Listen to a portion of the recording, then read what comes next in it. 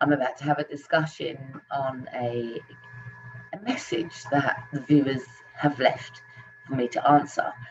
You might think, oh, why is this background and she has her coat on? It's bloody cold out here. So it can be a very cold world when you're in it alone and trying to discover what you should do with your life. So I'm going to bring in another opinion, and that's going to be a male opinion. So the next screen you'll hear is you'll see my face a little bit more dressed, and you will hear a voice of a male in the background discussing this situation that what we're reading. Okay, thank you.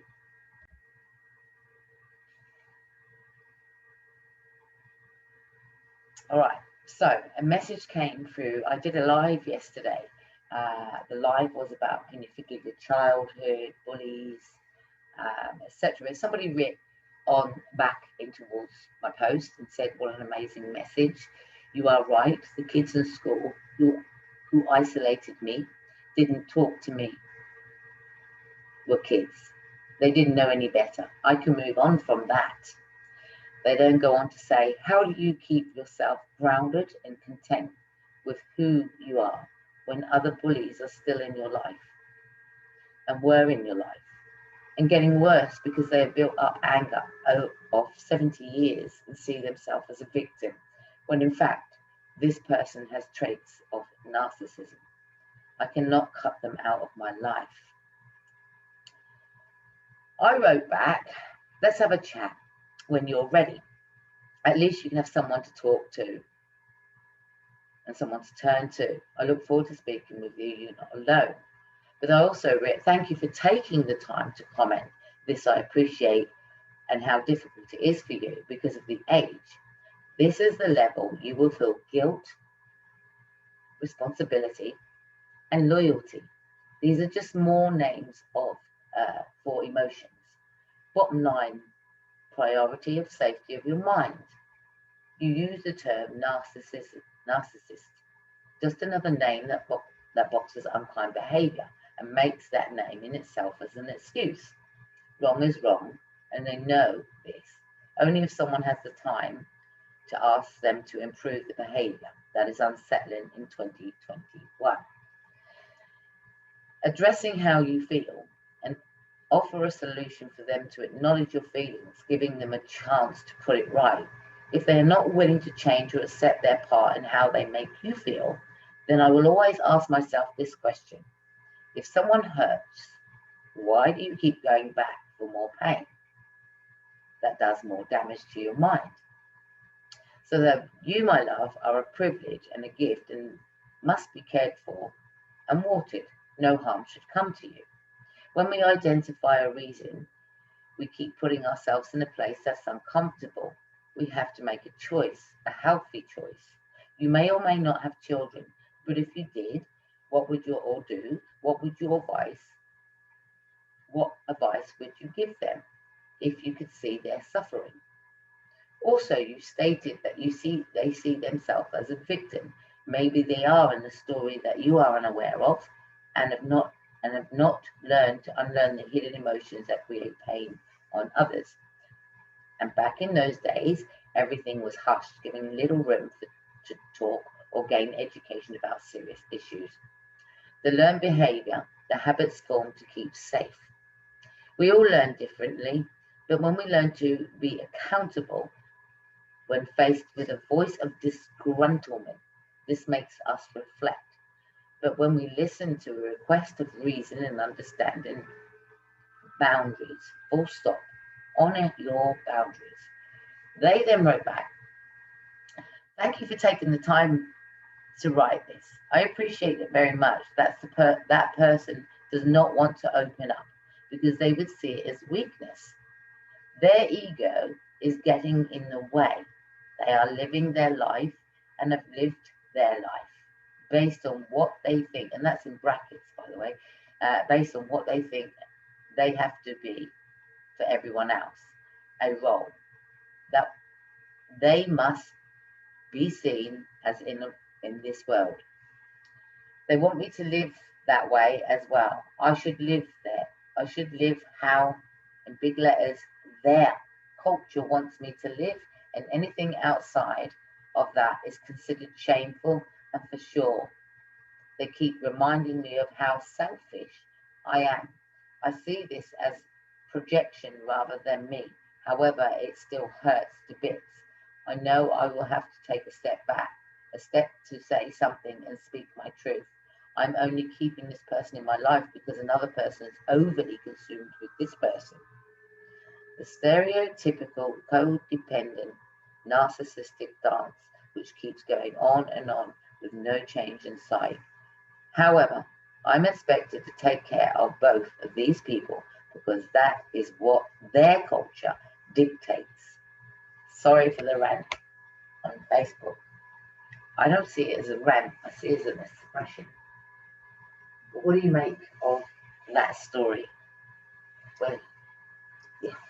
Well, I think whoever the person is, um, they're under the thumb or under the cosh, as we would say, and it seems like a lifetime.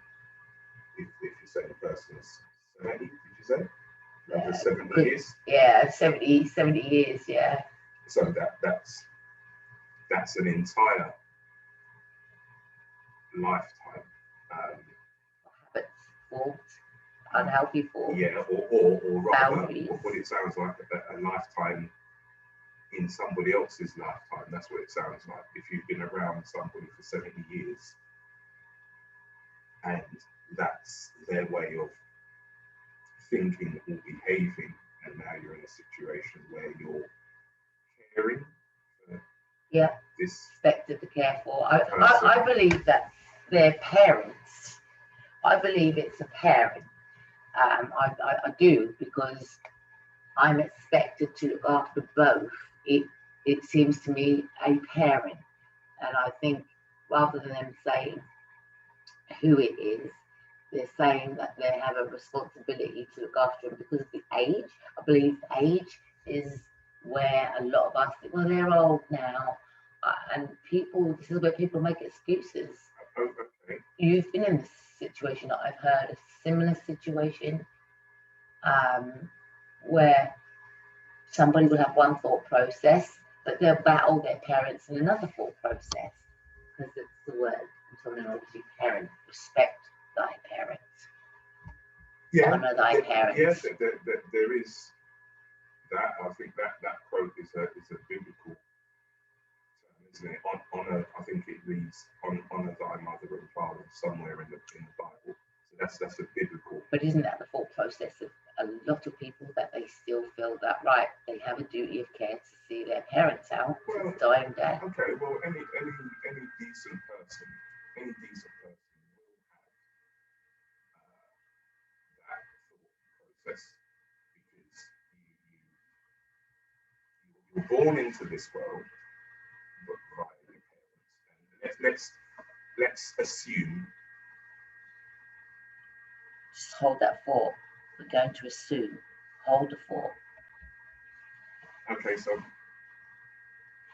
Okay, so let's assume that all is well. You know, you're born into a family, as we all are, and everything is great. You grow up having a good lifestyle, as far as, you know, your and I'm saying this hypothetically, your father goes out and provides for your family. Your mother cooks your meals every day. If you fall over playing with your friends outside, it's your mum who puts a plaster on your knee.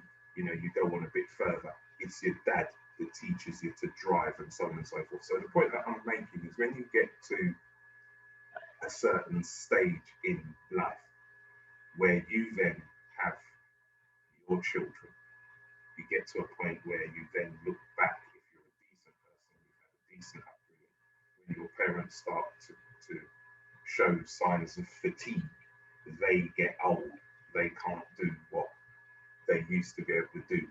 A decent person would think, oh, I've got to go and help my mum with this, I've got to go and help my dad with could be a situation where you lose one parent and then the other parent is isolated because they've lost their companion for how many years. So I think there's a general consensus that somebody will go back and look after that person.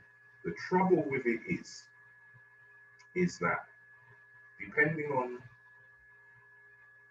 where or when you were born, dictates this. So if, like ourselves, our parents are, you know, in their 70s now, or like my parents, they have a lot of the old school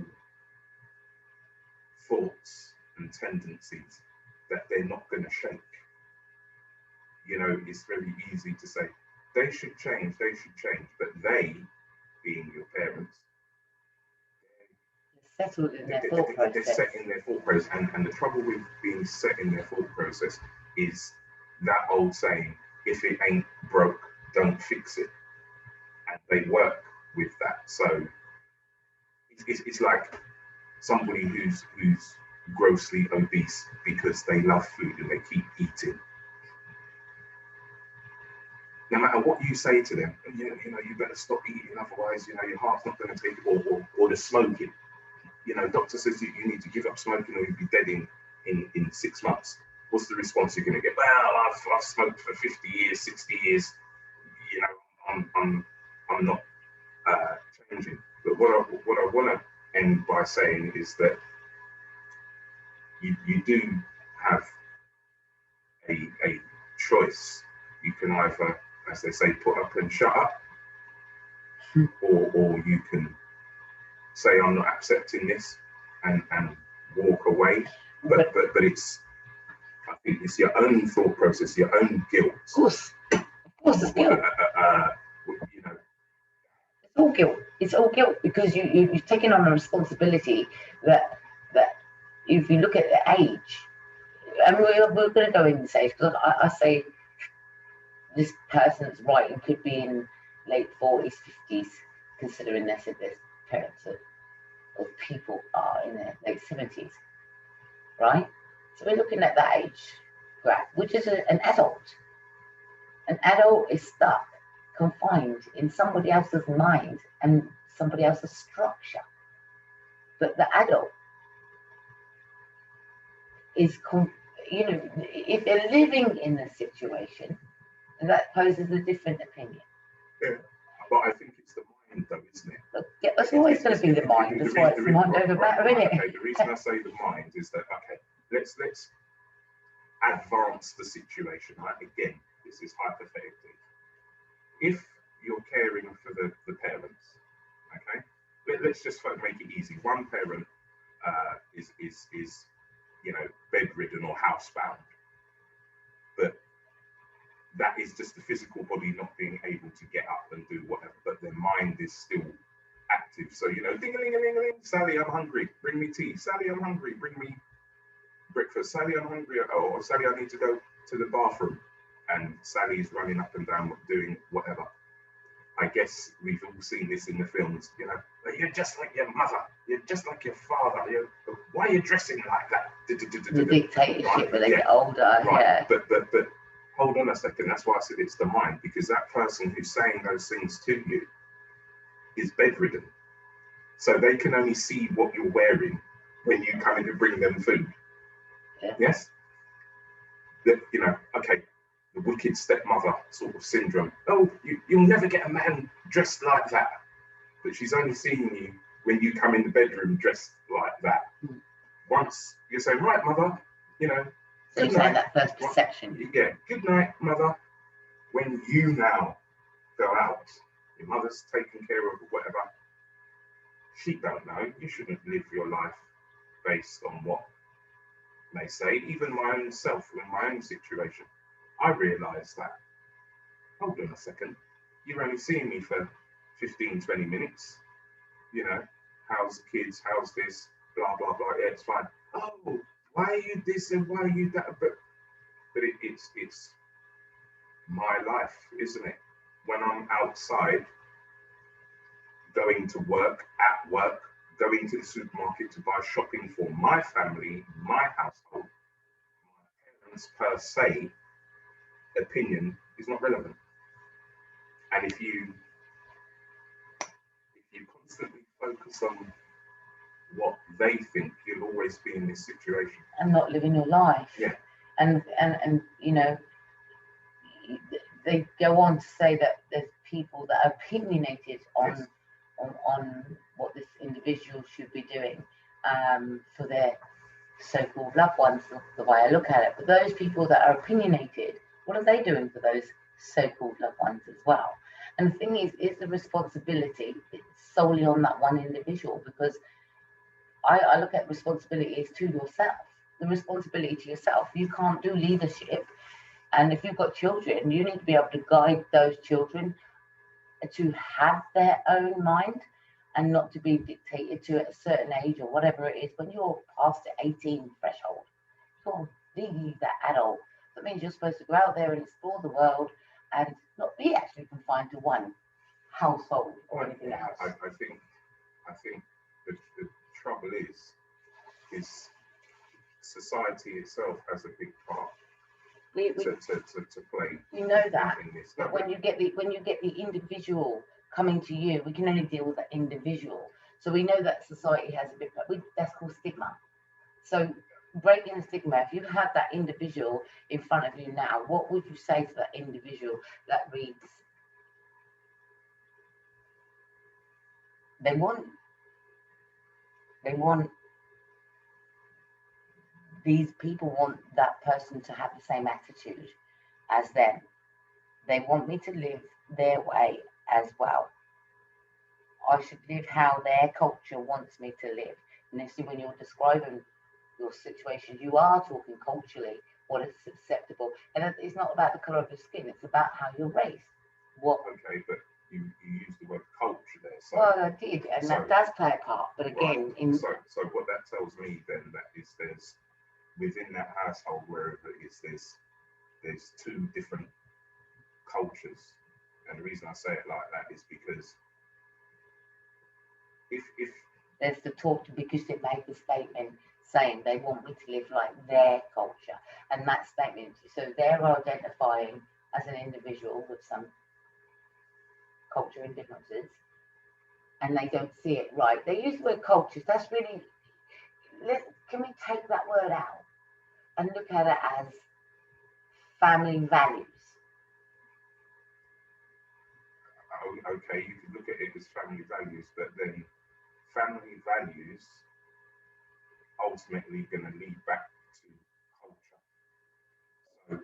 So, what it's going to it's going to insofar as, all right, let me explain it another way. Coming from mixed heritage, my grandparents, I call them culture, and they're white. That's culture. They still have a way of dealing with life, and it's structured and it's disciplined. Now, therefore, my black heritage have a different way and a different attitude to life as well, and that's culture. That's different. And so when you talk about in culture, you can only identify. Why do people always say culture is of white? Oh, is of black? Why do they use that word when culture is about heritage?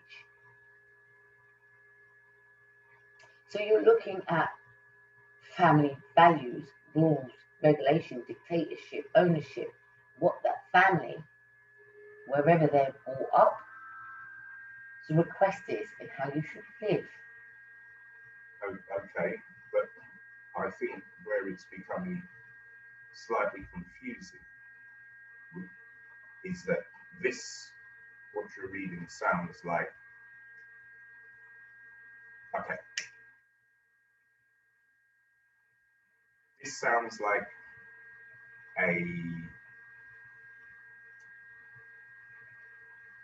I'm going to say an English person, okay, is married an Asian person, and Now it sounds like this English person is responsible for looking after the Asian person's parents.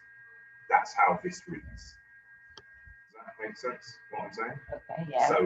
So that's why we use the word culture, right, because there is an indifference. Right. So what I'm saying is if they're saying that they're expected to live by their standards, and I'm just hypothesizing here, for argument's sake, then, if you have an elderly Asian man bedridden and he's your father-in-law, you as a white woman or any woman must cover your head if you're of a Muslim background. So what this sounds like when they're saying is you're expected to live by that culture, even though these people we're assuming can't do for themselves, they're bedridden. So that means that if they ring the bell, ding, ding, ding, breakfast, and you run in there, oh, good morning, Mr. Singh, there's your breakfast. Mr. Singh won't say, good morning, Sally, thank you very much for my breakfast. How are you today? What are you going to be doing today? Well, that's a maid, doesn't it? Right. More likely, what they're likely to say is, criticism. You're supposed to cover your head. Criticism. Yes. And that's the thing that people can't deal with, is the criticism of, because when they're making a decision for themselves, they hesitate, procrastinate, that's a big word. They want to say, no, I don't like this behavior, but they continue to accept the behavior because they're worried about what society would think. Judgment. This is why many people move away out of their communities, because they don't want the judgment on them. Now, the thing is, at the end of the day, it's boundaries, isn't it? Individual, it's boundaries. Wrong is wrong. If somebody's bullying you, you don't have to have it. So how do you get out of it? If they feel bullied, how do you get out of the bullying? I could answer that one because I've done that myself. When we're talking about family, I've had to make some pretty tough decisions for myself over family and what their expectations are and what you should and shouldn't say. All in the name of family. Okay, so where are those family now then? What are they doing? Well, I don't know what they're doing because, like you said earlier, when we deal with family, we do snippets, an hour at a time. Sally, for instance, popped in for an hour worth of cup of tea, yeah, and chat. But Sally, within that hour, has a life outside of that visitation, got her own kids, blah, blah, blah. Coming over for a cup of tea, what they've done is built and projected their thought process. Now, you could be dictatorship. You should be doing this and you should be doing that. And that part there, when people are putting their opinions on you, that's the part where people struggle throughout life. Because throughout life, they've had different opinions. This is where the learned behavior comes from. The do's and the don'ts, what you should and shouldn't do. And when it comes to the point where you couldn't think for yourself, you can't think for yourself. So behind closed doors, you struggle with, what do I do? What do I do? How do I get out of this situation? It's very simple, isn't it? Get out and walk the door, but it isn't simple. Because the guilt, you're feeling guilt. This is unhealthy for me. Now I've got brothers, I've got sisters, and if my mum and dad were alive, would I still be in that situation to this day? Would I still be going to my mum and dad's house if it was unhealthy? But that would depend on you as the individual, isn't it? Okay, on the individual. What about you? Would you? You've been there, been dictated by strong-willed parents, old age. I go on a minimum. That's how I go. I go for birthdays, Christmas, and Easter, and in between phone calls or Zoom or Skype or whatever it is we use now to communicate. Because yes, there has been, and see, this word comes up again, cultural differences, but for me, I'm not going to say it as cultural differences. I think it's more generational differences. Does that make sense? Yeah. Because if you go back to the 50s and 60s and even 70s, where a lot of us were developed and conceived,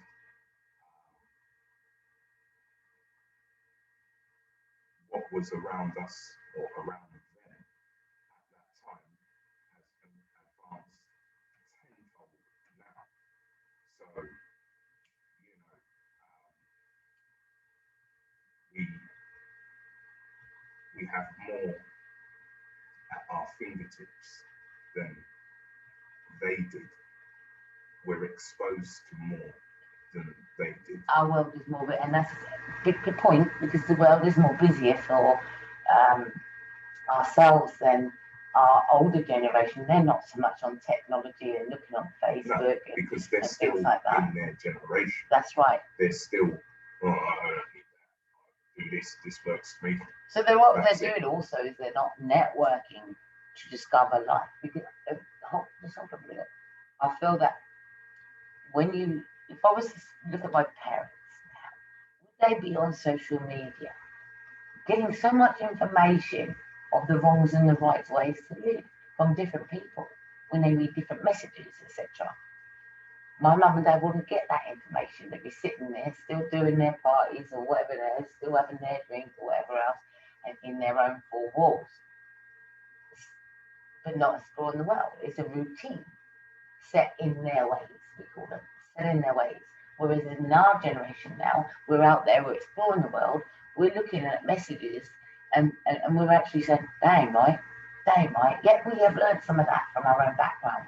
But we're looking at different people's opinions. This is what we call speaking out, isn't it? We're looking at different people's opinions and their view of the world and how they're being treated, mistreated, and what's good for them. So generally what you've got is a divide of feelings once you discover the ability to identify yourself as an adult and that you've got rights too. And half the time when we're dealing with parents, we feel like a child still. Even if we could be 50, but when you're dealing with parents, you feel like a child still, having to answer to them.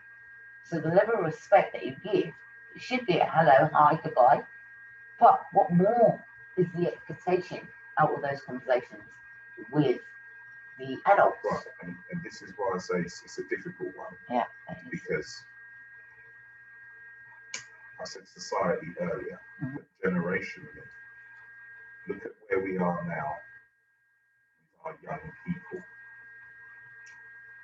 Our young people are out of control. Our young people have no respect for, as you call them, the elders. No. They have none.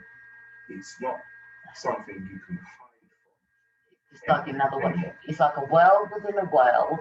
It's like the elders, as I described earlier, are in four walls. Not keyboard warriors, not identifying anything, and the younger children are out there in a bigger world, which is, they're not dealing with one individual, they're dealing with social media as well, aren't they? They are, but as you pointed out before, the different conversation, the social media world is a virtual world. Until you, it's all virtual, but until you, I'm sitting here across the table from you. And in a minute you'll be gone, right. And then all I've got is a memory. Right. But right now, this is not virtual, although we're putting this onto a virtual world, which again could be part of the problem per se. But we're in the reality right now. Why are we the only species that keep our we are right, we're not the only species, but if you look at the world of gorillas, They have a family. They keep the family within the village. But every now and again, they outcast their own because of the behaviour and the domineerance.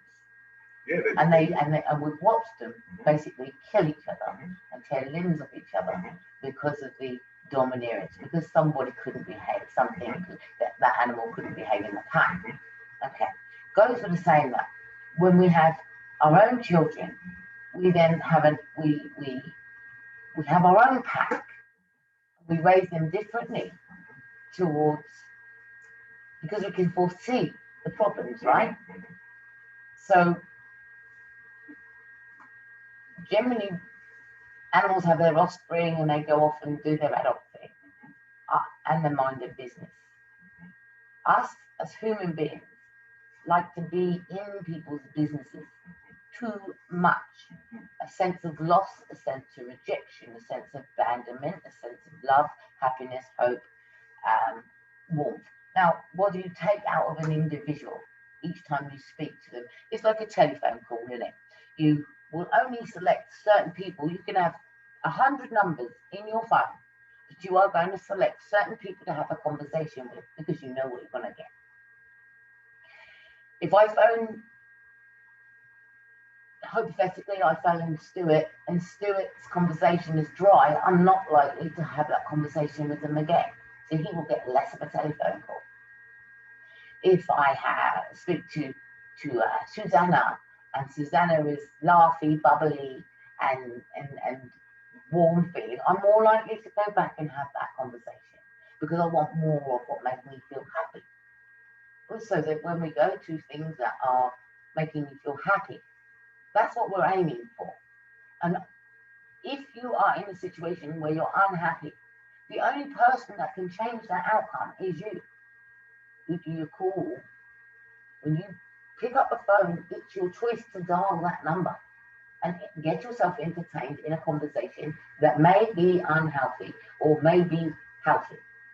So you make that decision on who you choose to call and who you choose to avoid. There's a saying, if you have your house and you have visitors, you choose who you let in your house and who you don't. But the minute you have to step outside your house and go to somebody else's house, now isn't that a choice to do that? And if it feels bad each time that you're going to that house, who's putting yourself there? Who keeps doing it? And what is the big worry about, oh my God, if I don't go and visit today, I won't get the headache, but they're going to feel this and they're going to think this of me. And everybody else is going to think this and think that of me. Does it matter? What matters is what you think, how comfortable you are. How can you get yourself, you see, the people don't know how to say no. They don't know how to put the boundaries up. They don't know how to, they feel they have loyalty to a loved one. Or the loved one, let's say it's Uncle Pete. Uncle Pete's got bad behaviour. His family. Is it okay that you stick around family if they've abused you there? Is it? Should you stay in a situation with your family knowing that that family is abusing you? And let's just say he was fiddling with you. Should you stay there because it's family loyalties, or do you make a choice to step away and never return again? The choice is. But we know, like what you just said, people do stay. We do. But that's because they don't know different. No different. So when confronted with that conversation that we're having. How do you know if you never knew and you don't know what is going on is wrong? Okay. How do you identify? So, all right, so I can answer that question. Hold on. Before I forget, just in my mind, just before I forget, you hold that. The reason how now they will be able to identify is because listening to this conversation is opinion of what's right and what's wrong. And it's just opinions. Now they've never had opinions before. Having this conversation, and they may listen to this conversation, they're going to get an opinion, which is now going to get them thinking. That's all it is. It's called awareness. Take that, and they're now going to make a decision out of something different that they're hearing. Like you said, the wrongs and the rights. Everybody has a different wrong and right.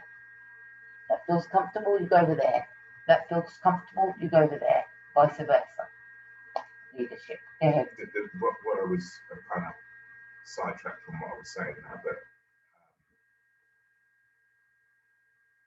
what I did say was, how do you know what's right and wrong? So you said somebody being abused, why do they stay? Mm-hmm. Well, they stay even though they don't like what's happening to them. They probably stay because they think it's the norm. Now, they only go when that, for argument's sake, abuse, someone says it's wrong and points out it's wrong, and then you realise, oh, I didn't know you couldn't do that. That's illegal or whatever. And then, you know, but that could have been going on for years. So if people don't know that things are wrong, they can't be penalised for it. But then afterwards, and the other thing is, going off piece here, but with this conversation that you were reading out, this has been going on a whole lifetime. 70 years. Right. Right. So in essence, it should then, in theory, take 70 years to reverse itself. And you ain't got 70 years. So what are you going to do about it? Because I think, again, you can have a conversation. I mean, do you know what? My father never told me he loved me, right? And I got really angry about that one day. And I realised that I was going to fly the other side of the world, may never ever see them again. And despite their ways, despite how they were raised, their discipline, and even the beatings I got, I never heard the word "I love you," until I confronted it. And I said, and it was the hardest thing for me to ever do. I said, I'm leaving now. And you've not once ever told me that you love me. Why is it so difficult? Just say it. Right. Say it. Can I say that? Obviously, I wasn't around in those times, but I know your background. What I think, okay, just speculating, I think it really, again, boils back down to culture, isn't it? Well, the upbringing is more the upbringing. The upbringing, but I do find because if you talk about culture, I'm sorry to say that if I look at my father's history, that was unsettling, and he wasn't. Look, his dad died in a fire, right? That's what I know. So he carries some trauma. He then also left his country. There was no culture then, is there? It's a different village raising a different village when they're coming over here. Okay, yeah, I get that, but even still with that and the cultural aspect of it, I wanted to remove the word just for my own reasoning. I want to remove the word culture because it's a hibernation. And I want to look at the word learned behaviour. Well, if you're going to do that, I think you're defeating the aim of the conversation, because I think culturally, and I know you want to remove that word, but I must impress upon it. My father, I can say this now, I would presume had a similar upbringing to your father, i.e. being West Indian and stuff. But my dad never told us he loved us. Does that bother me personally now? And my father's in his 80s. No, it doesn't bother me. I'm going to tell you why it doesn't bother me, which may be different to what you just said.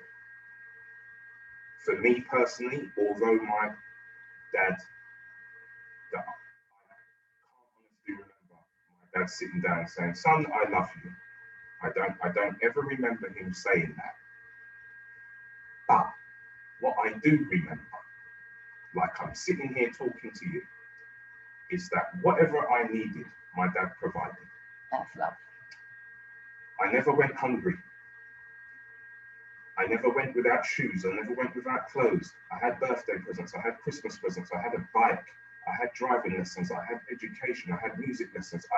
So even when I bought my first house, my dad contributed some money for me to buy my first house. He was always there. Always there. He's still there. He embraced my children when my children come along, and then saw a different side.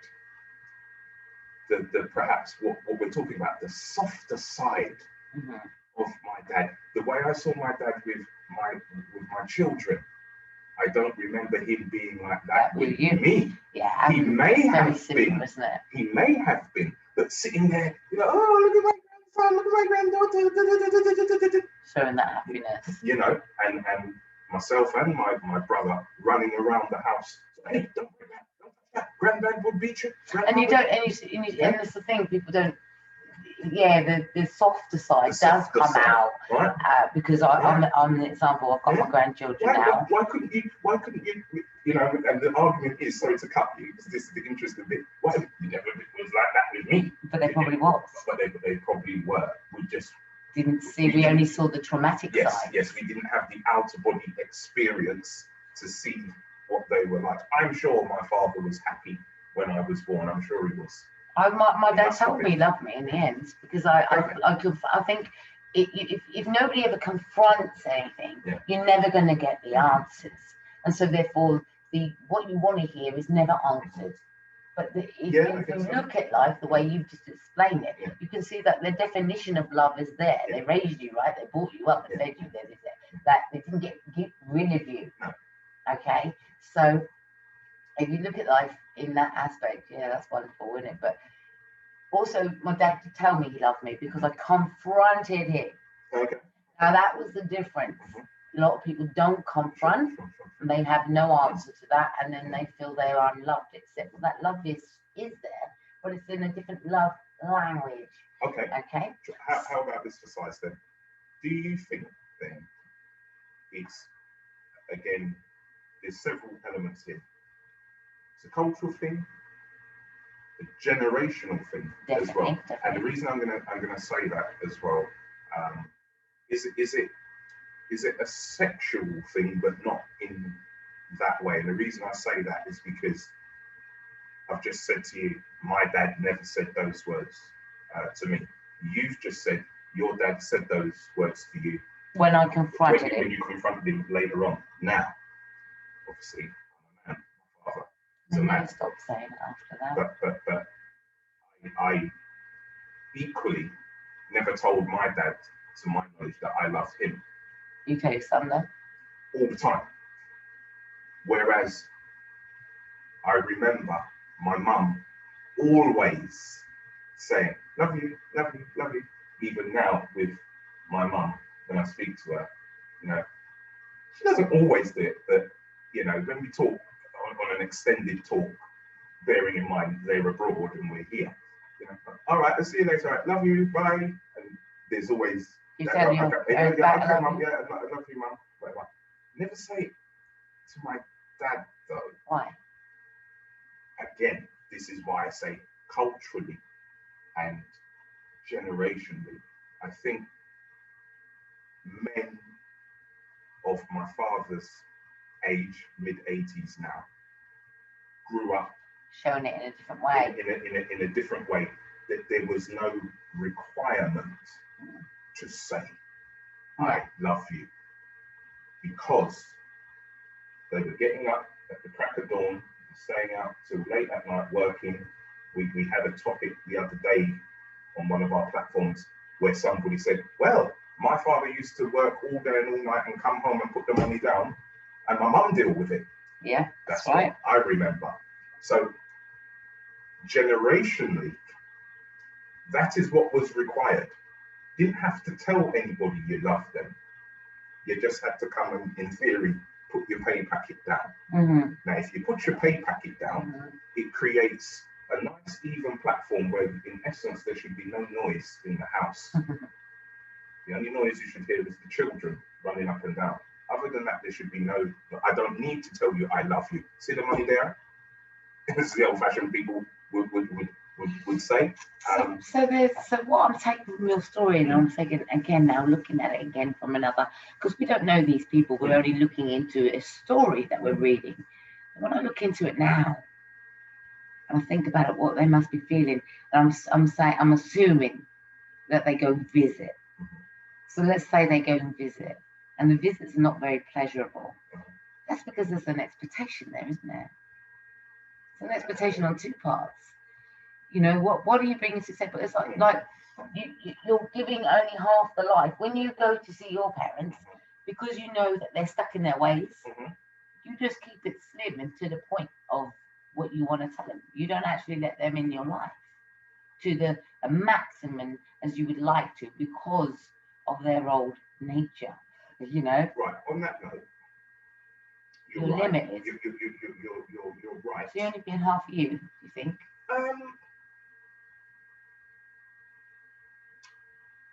Yes, but it's interesting, and I'm pausing because I want to, you know, I pause when I think and then I say because I want to be precise with what I'm saying. You are right. You are half of you when you. All right, you use me for an example. I don't tell them everything. I don't tell them everything because the happy parts. Well, okay, yeah, all right. If you want to say that the happy parts, because they're still opinionated. And you don't want to hear their opinion. Yeah, because it ruffles your feathers. Because I'm tired of their opinion. This is sort of what I feel where you are, is what this is right now. I'm tired of their opinion, but okay, you draw some reference there, fine. I understand why you say that, but the difference with myself and this individual that we're talking about is they're still, in essence, they're still stuck in it. Whereas, you know, with me, I'm like, all right, if that's what you're going to say, that's what you're going to say. But then I'm only sitting here with you for half an hour, and then when I'm done with you for half an hour, I'm getting up and I'm going right back to what you don't like, whatever it is that may be. So, you know what? I personally have learned to, hi mum, hi dad, you know, how is this? Oh, is it? Well, I told you should did it. Well, mum, you told me several times, yeah, but I'm doing this. And just let them, to a certain extent, get whatever it is off their chest. I'll give them half hour, 45 minutes, an hour, maybe. Right, okay, I have a long drive, I gotta go. I'll see you later. And once I see them later, or say I see them later, I leave there, and as soon as I go, and you hear the letterbox go with my car, before I even get to my car, that segment has evaporated. And that's because from the day that I said, Mum, Dad, I found my own place. It's going to cost me this, it's going to cost me that, and I'm going to be moving out 6 weeks from now. From that point onwards, I had to make those decisions. You're raised, you're educated to, you know, to simplify it. Go out and get a job. So you go out and get a job. But your mum doesn't walk you to work like she walked you to school. Okay? Your employer, your employer is not going to write home to your mum if you're late or you're disruptive or whatever it is that you're doing wrong at work. Your employer is not going to write home to your mum or parents to say, oh, your son's coming to work. Not going to do that. They'll call you in a side room and say your performance is not up to scratch. This is what you're saying. This is what information that you feed them, your parents or whatever. But, you're only giving them what they need to know on a need-to-know basis, but which is a shame, isn't it? Yeah, but more so, what I was saying is that once you get into that work environment, which is different, all your childhood life has been gearing up to that moment. For you then, once your apron strings are cut, to replicate your upbringing, i.e., get a job, find somewhere to live, get a partner, then develop into a family by having children and so on and so forth. Hold that thought. You used a really important word, and I love listening to the words. You just used the word replicate.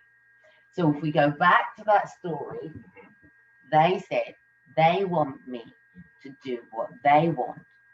Okay? Yeah. And so that again is replicate.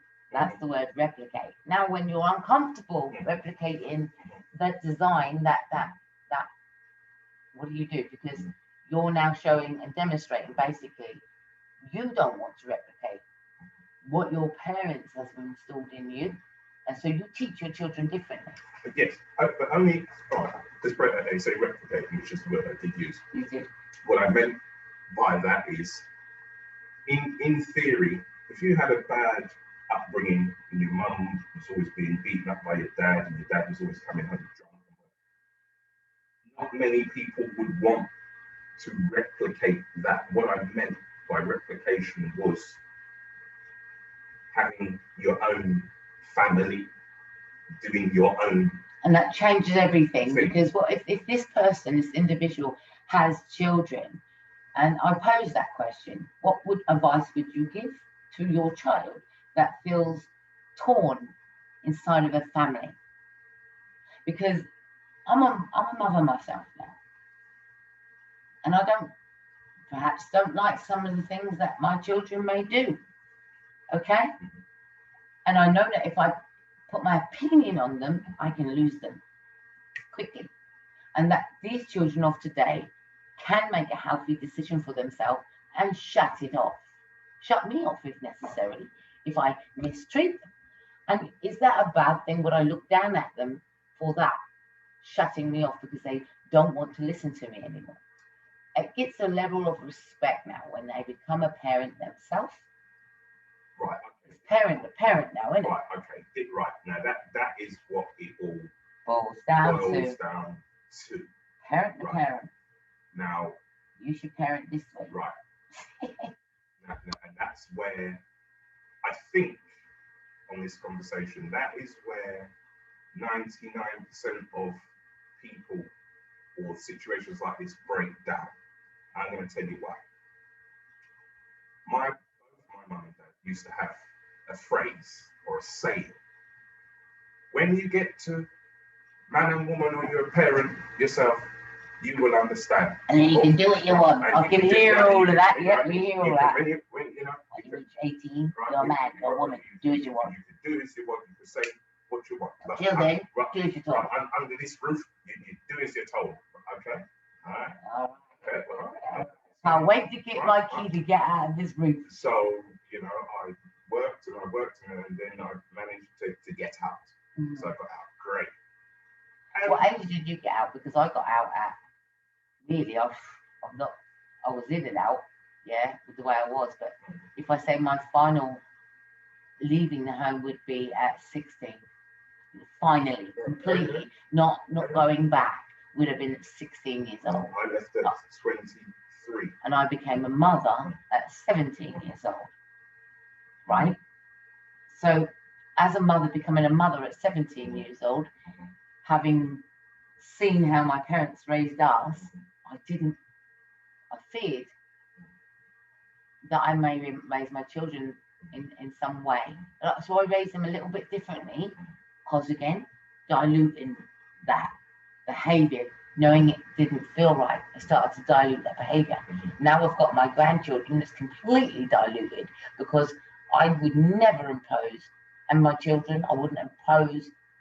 As much as I want to tell my children, please don't do that, I want to protect you, don't do it. There are things that I have to mind my business, because they are grown people. And even though they're a grown person, they've got the title son or daughter. I also have a title called mum, but also my own name. And anybody else that has a complaint when they're dealing with, or anyone that has like family, that name family, that's a title. It doesn't define the individual, how they're going to be feeling, and who they should answer to. And that's the thing. When do you stop making your kids answer to you? Because that when do you let them grow and be you see, kids don't want to feel like a kid when they're not a kid, do they? They want to be an adult. So when do you give them respect and self-identifying? I think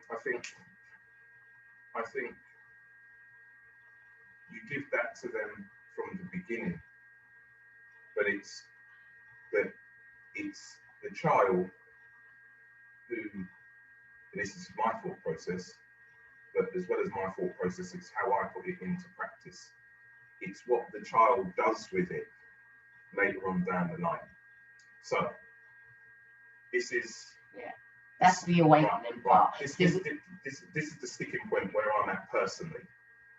So we've just covered when you're a grown man, you can do what you want. Okay. So I'm a grown man now. Soon quite well be a grandparent where I'm at, right?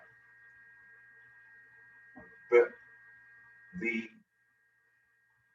when you now present yourself back now as a parent with your child and your parents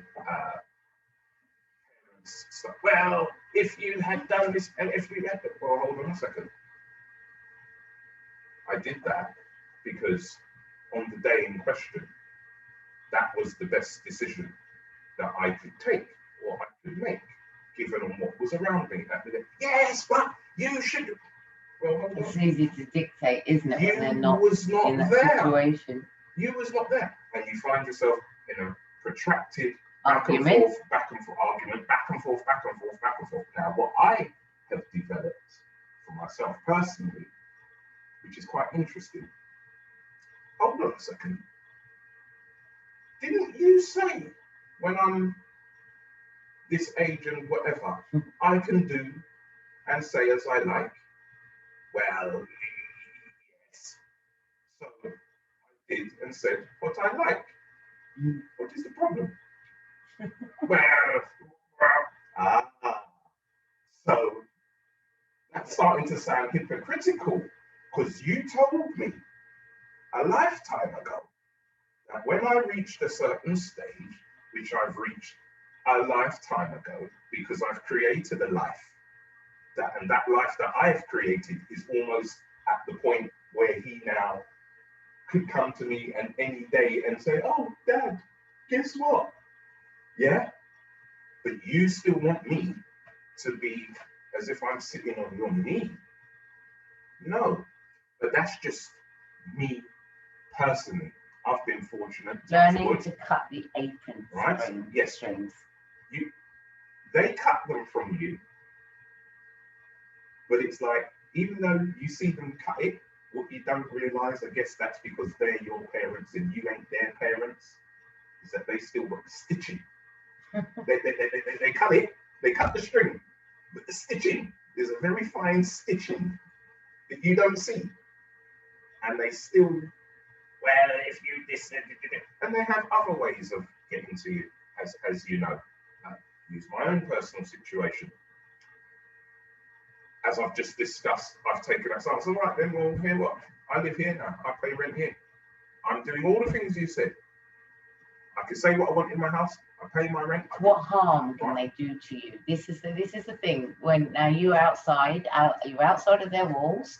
So for viewers listening, ask yourself this question: What harm? What harm this dictatorship from afar? Okay, but which coming by telephone, or maybe coming if you put yourself in that situation. What harm can it do to you when they are opinionated and you want and you don't like their opinion? I tell you the harm that it will bring to me personally. Then the good energy that I got up with this morning has now been destroyed if I let it. Now, some things you can throw over the shoulder. Some things you will brood on a bit longer, which was the point that I was leading up to. I've managed to deflect the harm, as it were. But there's still a way to get to me. It's like taking the kryptonite out of Superman. And they get to me via the children. or my children, but not my children that get to me via the children's parents, i.e. the mothers. Does that make sense? So I'll have my thought process about whatever it is, but somehow they'll worm their way into the parent's mother's mind, and that then reflects back. So if I have a situation with my son's mum, I may discuss it or talk about it, but secretly they'll go and put their opinion on it. We'll have to come back on chapter 2.